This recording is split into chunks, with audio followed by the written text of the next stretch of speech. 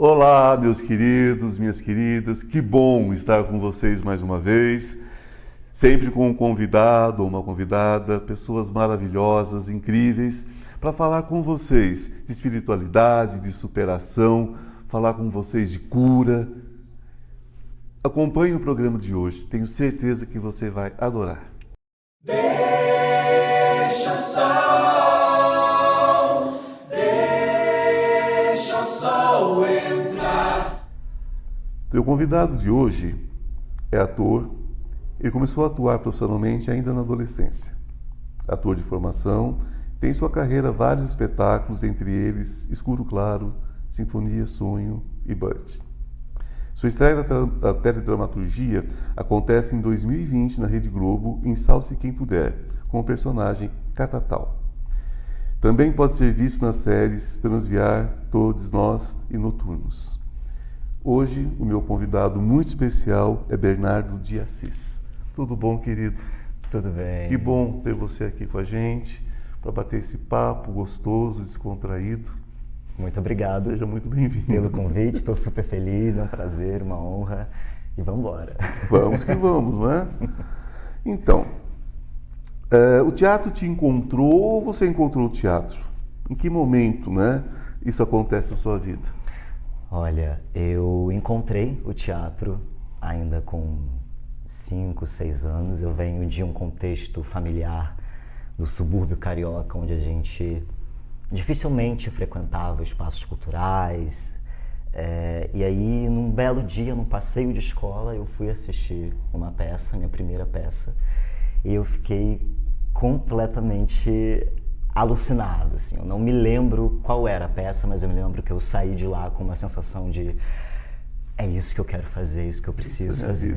É isso, assim. Eu me lembro que eu perguntei para minha professora quem eram aquelas pessoas. E ela falou, são atores. E aí eu falei, eu quero ser atores, então. É isso que eu vou ser. Então, desde aquele momento, eu entendi que eu faria aquilo. E aí eu comecei a fazer curso, sempre naquela coisa de é bonitinho, né? Aquela criança fazendo teatro, se desenvolvendo e tal. Então, quando chegou lá naquele momento do ensino médio que eu precisava escolher uma profissão, eu não pensei duas vezes, né? Eu fui fazer artes cênicas. Então, esse meu encontro com o teatro sempre esteve comigo desde que eu me lembro que eu sou uma pessoa. Sabe? Olha só, incrível. É aquela história, a minha primeira peça foi O Palhacinho Pirlim Pim Pim. Ali eu decidi que eu seguiria a carreira de ator. Fiz muitas coisas, hoje escrevo, dirijo teatro, mas foi naquele momento. Se as pessoas soubessem o quanto é importante, não é, querido? Levar seus filhos ao teatro, à biblioteca, aos museus, a Pinacoteca, aqui em São Paulo, maravilhosa, né? O MASP, tantas possibilidades, não é isso?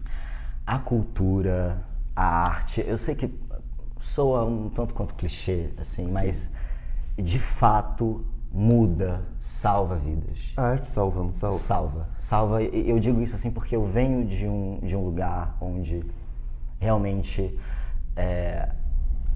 as pessoas que têm acesso à arte, elas conseguem mudar o futuro delas, a vida delas.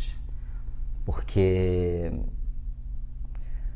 isso, né? A gente, quando fala de arte, a gente fala de sentimento, de sensação, de experiência, de empatia, de diversas coisas que só a arte proporciona.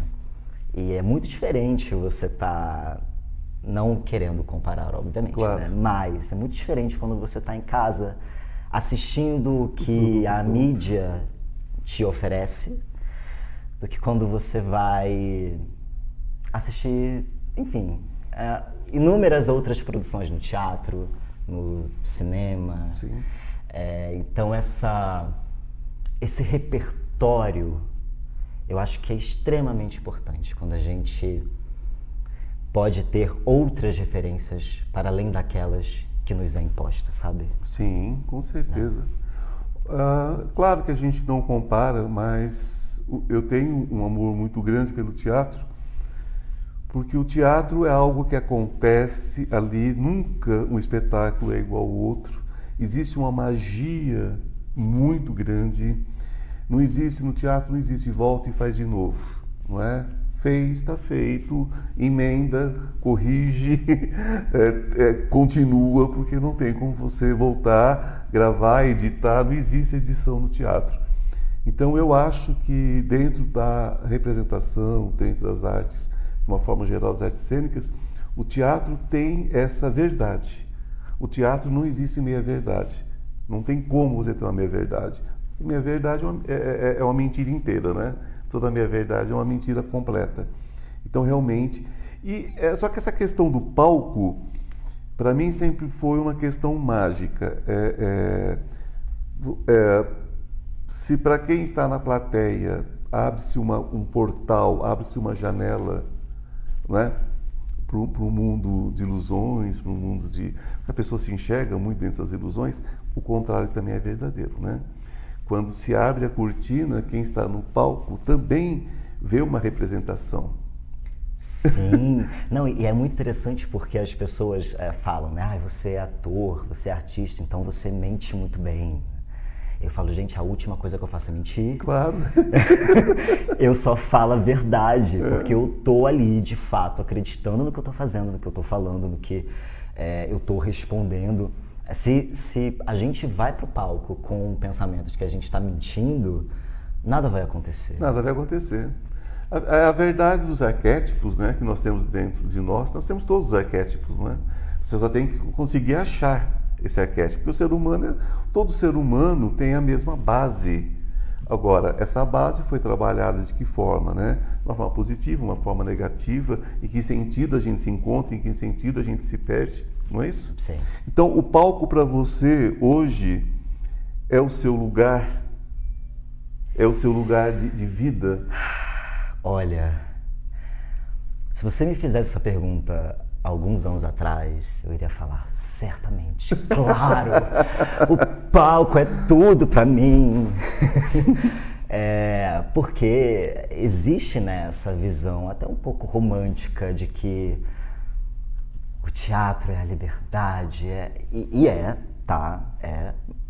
mas eu venho ressignificando um pouco isso. Eu descobri que o meu lugar é aqui, isso aqui. E isso aqui pode estar no palco, como pode estar nessa poltrona, como pode estar atravessando a rua. E se eu precisar fazer alguma coisa, esse é o meu lugar, é o meu corpo. E eu nunca acreditei muito nessa coisa do... eu vou encarnar os deuses do teatro aqui, sabe? Dionísio vai descer. Não, eu nunca, sabe? Eu sempre tive muita consciência. Eu entrei no palco, eu sei exatamente o que eu tô fazendo. Então, o palco para mim é um lugar de descoberta. Porque ao mesmo tempo que eu tenho um controle, no sentido de eu tenho consciência do que eu tô fazendo, eu não tenho domínio de nada do que pode acontecer. Então, a imprevisibilidade do palco é o que me fascina. Tem um pouco de esquizofrenia, né? Total! Total! Porque você entra em um lugar que você não sabe o que vai acontecer, mesmo sabendo, porque você ensaiou, tá? Você ensaiou. Mas aí você precisa saber que o seu próximo passo é na direita, porque é o refletor que está ali. Porque se você for para a esquerda, você vai ficar... fora do foco. Então é uma coisa esquizofrênica. É perfeita essa palavra. Assim, essa é a minha relação com o palco. Esquizofrenia total. Pois é. E dentro dessa esquizofrenia, né, eu sempre faço uma colocação. A gente falava há pouco sobre buscar dentro de você a verdade, porque senão perde o sentido, você está fazendo o que ali no palco, né? Mas fica um pouquinho, né? Muitas vezes você vai fazer um personagem que de repente luta esgrima, de repente monta a cavalo, e você foi criado numa região que cavalo só se via pela televisão, mas você aprende a montar, você aprende... E ficam as questões emocionais também. Você acha que fica sempre um pouquinho de cada personagem em você? Fica. Mas acho que é uma coisa muito natural da vida, assim, porque a gente vai terminar essa conversa e vai ficar alguma coisa de você em mim, mesmo que eu não pense sobre isso. Então seria muito injusto falar que você passa um ano em processo estudando um personagem, acaba e nada fica. Assim, eu acho um pouco injusto pensar dessa forma. Mas algo, assim, um certo momento que eu posso falar assim mais especificamente foi um personagem chamada Maria Elisa, do espetáculo Bird, que foi exatamente o momento onde eu faço a minha transição de gênero. Sim. Então, assim, ali foi a grande prova de que a arte, a vida, a ficção é uma coisa tão maravilhosa a ponto de um personagem me fazer viver, sabe? Porque isso aconteceu, eu tinha 20 anos, eu entrei no processo desse espetáculo tendo uma leitura feminina, e conforme eu ia lendo esse personagem, que era um personagem de um homem trans, eu ia me questionando com os meus pensamentos, com as minhas vivências, e até... Gente, a Maria Elisa sou eu. Tudo que essa personagem está passando... Eu conheço essa história. Eu sinto isso. Até o momento onde a gente estreia Bird e eu já sou Bernardo. Assim. Maravilhoso isso. Então, Bernardo, inclusive eu ia exatamente perguntar sobre isso, né? A experiência marcante que você teria passado, teria tido durante esses processos, né? Que você respondeu, inclusive, antecipadamente, brilhantemente, porque eu entrevisto atores, atrizes, artistas de uma maneira geral, né? Praticamente todos os dias, e a gente vê que isso acontece em níveis diferentes, né? Eu há muito tempo entrevistei um ator que dizia eu era um suicida, e eu descobri que tudo que eu queria, através do teatro, tudo que eu queria era viver. Nossa. Então você questiona, né? Fala, gente, a arte salva, por que nós não investimos mais em formação? Não é? Nem todo mundo quer ser um profissional do teatro, mas você pode vivenciar o teatro independente de você se tornar um profissional ou não, como uma forma de vida, né? Muitas pessoas pensam que, de repente, educação é só colocar o filho numa aula de música, que é maravilhoso, colocar o filho no judô, colocar o filho na natação. Gente, cursinho de verão, cursinho, não é? De teatro vai ajudar tanto seu filho em tantas coisas, né? Vai fazer com que ele se encontre em lugares que ele nem imagina, né? Os seus lugares de fala, se entender como pessoa, se encontrar, né? Dentro desse emaranhado, né? Da vida que é tão... que ao mesmo tempo que é tão singular a vida de cada um, e nós vivemos uma pluralidade imensa. Então, são muitas coisas, né?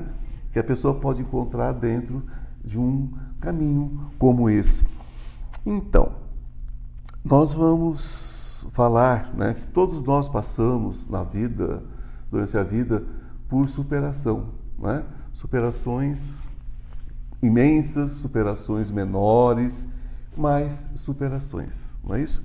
É um assunto que, inclusive, nós vamos deixando para o próximo bloco, essa questão da superação, mas nós vamos falar agora sobre uma coisinha que ficou quando você fala de Dionísio.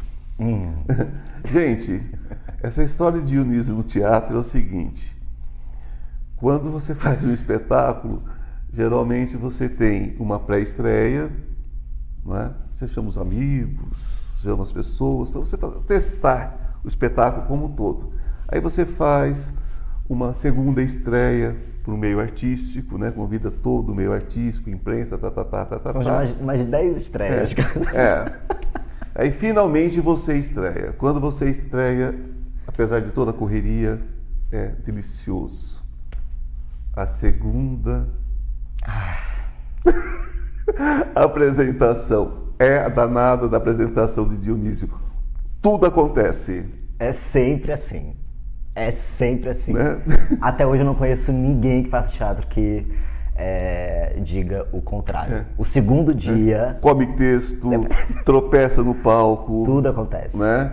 Que ideia que vem a gente desejar merda para quem está estreando, porque é o que dá o tchan. Nunca deseje sucesso para quem está estreando o espetáculo. É por causa dessa bendita sessão de Dionísio, essa bendita apresentação de Dionísio. Não, então, gente, olha só. Caso vocês vocês não sabiam disso, agora vocês sabem, tá? Quando vocês forem assistir um espetáculo, a temporada inteira, tá? Tem uma temporada. Não vá no segundo dia, tá? Vai em qualquer outro dia, parceiro. Vai. No segundo, não. Tá? Segundo, não. Segundo, não. Você corre o risco do ator, da atriz ou do elenco inteiro tropeçar e cair em cima de você. No... assim, e eu digo, já aconteceu, assim. Eu me lembro de um tombo que eu levei, que eu tropecei, assim, no nada. E aí o meu dente quebrou, sabe? Olha. O pedaço do meu dente quebrou. E aí, eu preciso continuar. O negócio começou a sangrar e eu lá, inteiro. Dando meu texto maravilhoso com sangue escorrendo aqui, ó.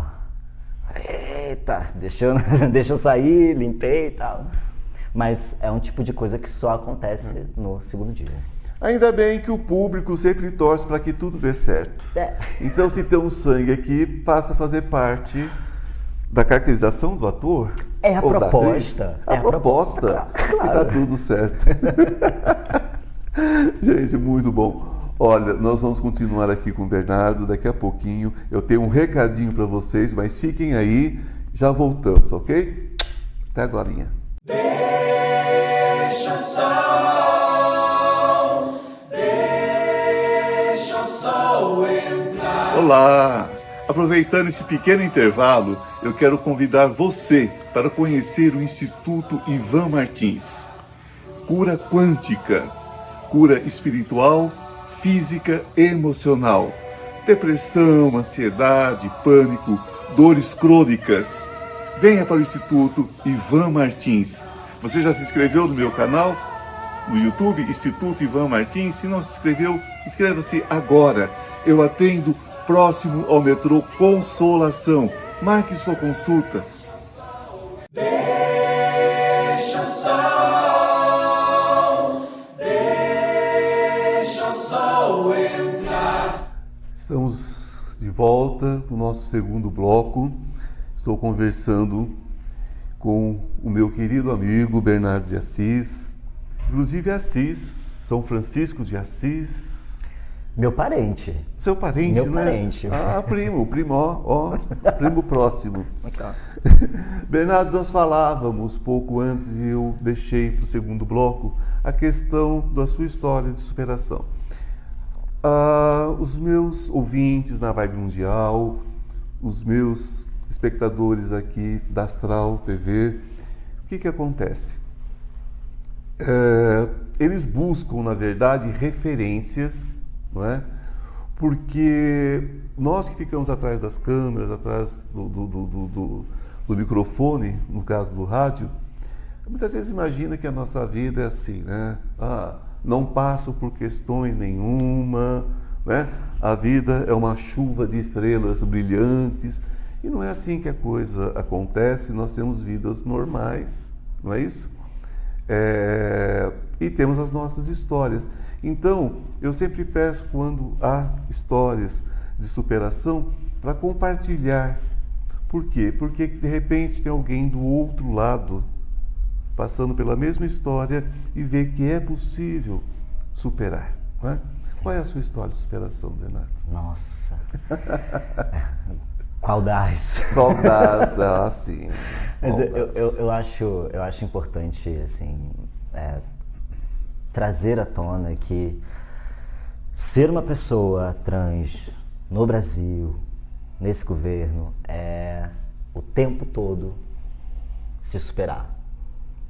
É óbvio que todas as pessoas têm as suas questões, que todos os seus obstáculos, mas a gente sabe que para determinados corpos os obstáculos são ainda maiores que te impossibilitam ainda mais.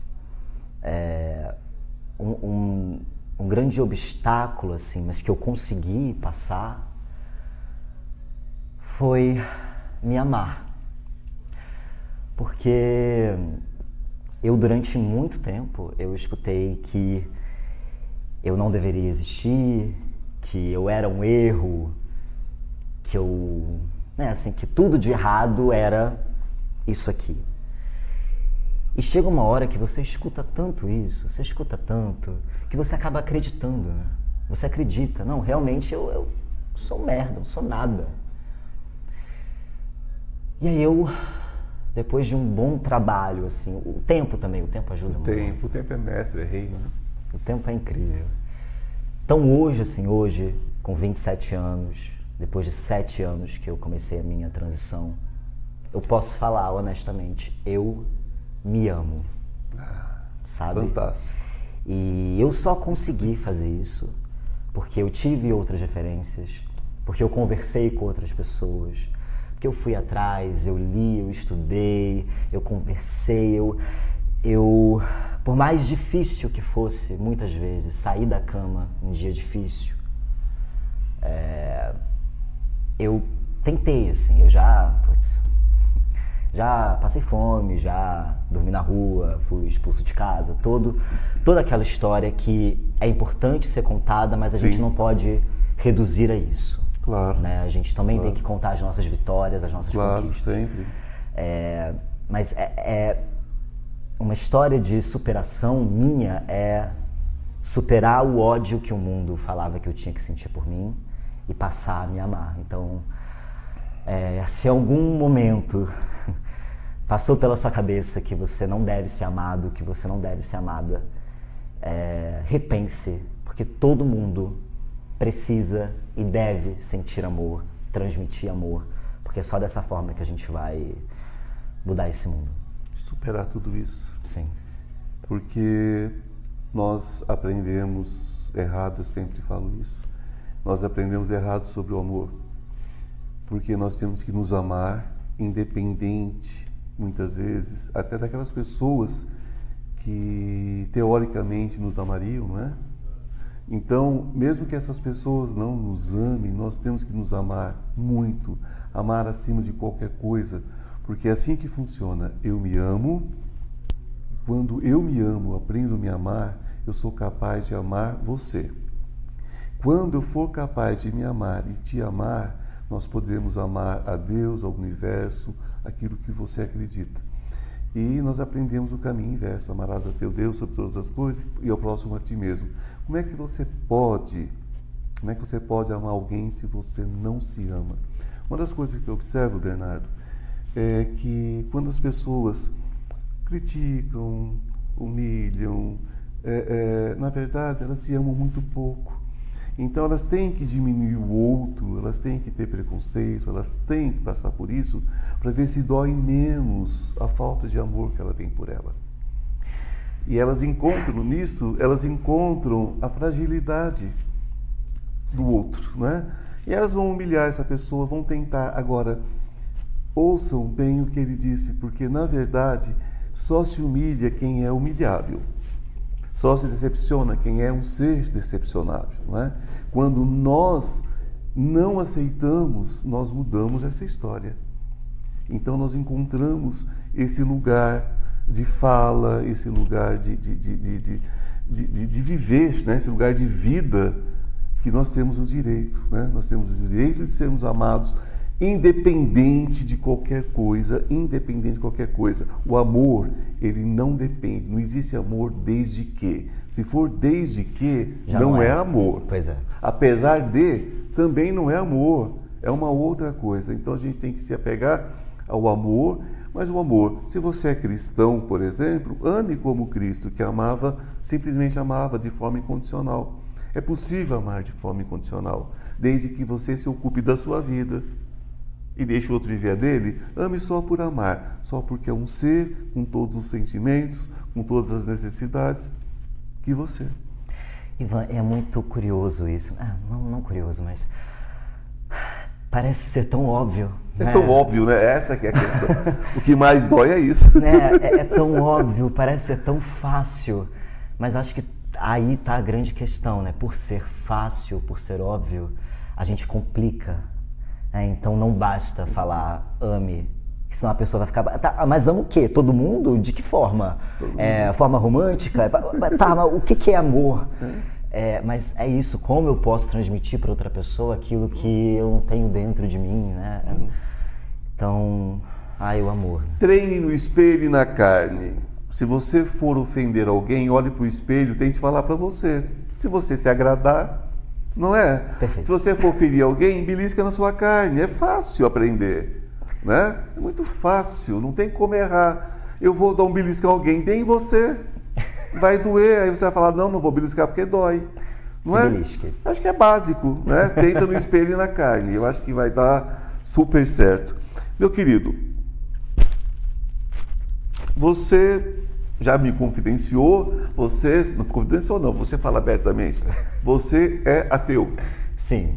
Tá. Eu quero dizer que eu respeito muito o ateu. Porque para ser ateu a gente tem que ter uma fé absoluta. Como o ateu tem que ter fé. Mas olha só, eu não sou aquele ateu chato, tá? Aquele ateu chato que... Não, mas os ateus não são chatos. Não, mas assim, eu já fui um pouco assim. Alguém chega, fica com Deus, Bernardo. Eu falei, não, fica comigo. Não, eu já fui um pouco assim, tá? Mas hoje em dia eu sou muito mais, tipo, não, Deus, beleza, vamos lá. Fica você também com Deus, tá tudo certo. Deus, acima de tudo, é uma ideia, não é? Então, muitos que estão nos ouvindo, nos vendo agora, tem Deus como a floresta, a natureza, a cachoeira, principalmente se for um adepto das religiões de raiz africana, né? Então tem as águas, os espíritos das águas, do fogo, das flores, das folhas, enfim, são espíritos do vento, não é? Se for de uma formação judaico-cristã, então tem os anjos, tem, né, Deus, Jesus Cristo, enfim. Se for, tem Buda, tem Krishna. Eu entendo Deus como uma energia única, uma fonte de vida da qual nós viemos. Simplesmente isso, né? Sou cristão, nasci cristão, como todos sabem, fui religioso católico, né? Então isso fica muito forte dentro da gente. Mas eu respeito todas as orientações espirituais. Não sou religioso, tenho pavor de religiosidade, tenho horror. Não me vem com dogma, não me vem com dogma de igreja, não me vem com doutrina, porque eu tenho pavor de doutrina, não é? Eu acho que o amor é livre, precisa ser livre, inclusive o amor a Deus, né? E Deus não está nem aí se você acredita ou não nele, porque Deus não é ciumento, Deus não tem sentimentos humanos. Agora, o Deus que eu creio preocupa sim, com a forma como você trata aos outros, como que você trata o seu próximo. Isso sim, eu acho que Deus se importa. E Deus também não castiga. Deus se importa, mas não castiga. Por quê? Porque dentro daquilo que eu creio, cada um constrói para si o seu céu ou o seu inferno, né? As pessoas têm tanto medo às vezes de inferno. Gente, o único inferno existente é o inferno interior. E é o céu interior também. A única coisa que existe. O restante são percepções humanas. Sim, não é? Sim. Quando eu entrevistei o Dr. Edson, por exemplo, Amâncio, ele deixa claro uma coisa fantástica, uma coisa que eu vivenciei na minha experiência de quase morte. Quando você fecha os olhos, quando você parte para o mundo espiritual, a única coisa que você encontra, independente do que você tenha feito aqui, é um abraço de amor. A gente volta lá para a questão do amor, né? É um abraço de amor, porque você não pega um filho que faz uma arte, a não ser que você seja um psicopata, não é? Um doido, e você vai maltratar essa criança. Você pega o filho que faz arte e você acolhe, você abraça, você beija, e você diz assim, meu filho, olha, não é? Para que você fez isso? Olha, está com o dedinho machucado, né? Você machucou o pezinho, você quer dizer, você vai acolher aquela criança, né? E vai explicar para ela. Então, da mesma forma, para mim, funciona o mundo espiritual, pelo que eu vivenciei, por milhões de histórias que eu já ouvi, de pessoas muito sérias que tiveram experiência de química, e simplesmente são acolhidas. Porque o dedinho machucado, por mais que doa em você como pai, como mãe, quem vai sentir a dor de verdade é a criança. Sim. Então aquilo que você faz ou deixa de fazer nessa vida, a forma como você lida com o seu próximo, a forma como você lida com desamor, às vezes, é você que sente. Ninguém sente felicidade, alegria, prejudicando outra pessoa. Ainda que a pessoa se permita muitas vezes ser prejudicada, né? Porque ninguém faz mal a ninguém, né? Nem bem, a gente faz tudo pra gente mesmo. O outro simplesmente é o nosso espelho, então a gente faz tudo pra gente. A pessoa às vezes me procura e diz assim, mas Ivan Martins, eu preciso encontrar a minha felicidade, eu preciso encontrar a minha cura, e eu não sei mais o que fazer, eu rezo, eu falo, gente, você pode esfolar o joelho no chão do sangue, correr e chegar no osso. Se você não mudar aqui, não tem nada fisicamente que você possa fazer, né? Se você pisa no inseto sem necessidade, por querer, você está ferindo o universo, é o corpo universal do qual você faz parte. Você é uma célula desse corpo. Então é o processo do amor. E o que você falou hoje sobre a pessoa, de repente, coisificar a outra, materializar a outra num objeto, objetivar a outra como se fosse uma coisa ali, sem sentimento, sem nada. Quando a pessoa faz isso, o que ela constrói para ela? Sofrimento, dor. Ela acha que ela está só provocando dor? Não. Ela está trazendo para ela uma pessoa amarga, uma pessoa seca, uma pessoa sem vida. Você olha para a pessoa está aí parecendo uma planta seca. Sim. Não tem vida. Eu acho que isso vai muito de encontro com o individualismo, né? Porque quando eu não enxergo que eu faço parte desse coletivo, desse mundo, às vezes eu tenho sou super cético, tá? Mas eu sou aquariano. Aquariano. Então, eu sou muito da liberdade, da coletividade, das ideias, do futuro. E para mim, assim, quando eu vejo algumas situações de pessoas que se colocam em primeiro lugar, assim, tipo, vou esquecer o mundo, sabe? Gente, mas onde você tá, meu anjo? Porque você é o mundo. É o mundo, faz parte. Né? Você faz parte disso. Então, qualquer ação que você faça vai ter uma reação para você, né? E aí, essa é a minha grande questão com a fé ou com a religião, sei lá. Mas é a diferença da solidão para a solitude, né? Uma é Sim. doença e a outra é a glória. Sim. Essa é a grande questão. Você está com algum projeto? A gente já está finalizando, mas dá tempo de você falar algum projeto aí? Então, olha, Vamos. Esse ano a gente está com algumas coisinhas. Eu tenho meu curta-metragem Filho Homem, que vai continuar sendo exibido por aí. E estou em processo de um novo espetáculo, ainda está em pré-produção, Sim. tudo aqui em São Paulo também. Ainda não posso divulgar muitas coisas, mas vai acontecer esse ano, porque a gente está vendo essa retomada da cultura. Então, inclusive, gente, vão ao teatro, as peças estão retornando de forma presencial, a gente tem inúmeros filmes nacionais no cinema, em poucas salas ainda, a gente sabe, mas estão lá. Então, vai ao cinema, vai ao teatro, vai ao museu, ao centro cultural, tem diversos espaços gratuitos ou com preço super acessível. As coisas estão voltando aos poucos, a gente tem que aproveitar, né? Fazer a nossa parte já que, não é? Deixa pra lá. Gente, eu gosto muito de uma frase que eu vou ler para vocês, um pensamento.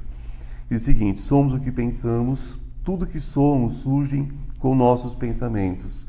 E com nossos pensamentos fazemos o mundo. Então é preciso que a gente, né, repense o pensar, coloque ele no lugar de luz. E falando em luz, muito obrigado, querido. Foi um grande prazer estar com você, tá? Tenho certeza que todos amaram. Um beijo no coração, estejam na luz. Muito obrigado. Obrigado, gente. Deixa o sol entrar.